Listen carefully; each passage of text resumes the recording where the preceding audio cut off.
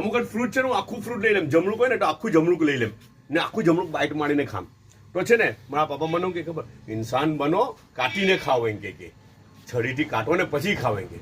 ત્યારે પછી હું પાપાને એક વસ્તુ કે મારા પપ્પાને કે પાપા મૂકવું, જો અહીંયા તો છે ને મૂકવું, આ જગ્યાએ ફ્રૂટ ખાવા બીજા 1-2 પોઈન્ટ છે ને એક આ પોઈન્ટ છે કે ત્યાં ઇન્સાન નહીં બનવાનું હોય, ત્યાં વાંદરો બનવાનું હોય, એની મજા લેવી હોય તો રિયલી કેમ. જસ્ટ લાઈક આ એપલ છે, આજે એપલ આવેલું છે બરાબર છે. એપલ ખાવું હોય ને જો તમે કાઢીને ખાઓ ને તો તે ટેસ્ટ ને તે મીઠાશ ને તે મજા આવે જ નહીં જે મજા તમને આ ડાયરેક્ટ બાઇટમાં આવે. હવે મીઠું છાંટવું હોય તો છાંટો, પણ ફ્રૂટ ખાવ ત્યારે તો વાંદરા બની જવાનું મારું એવું અનુમાન છે ભાઈ. એને અચ્છા નાસ્તામાં શું છે ખબર, આ સ્ટર ફ્રાય પાછો આવશે, વેજ સ્ટર ફ્રાય. હમણાં શું કે વિન્ટર ને એટલે વેજીટેબલ બહુ સારું બધું મળે, બહુ મીઠું બી લાગે ને બહુ સારું લાગે હે ને.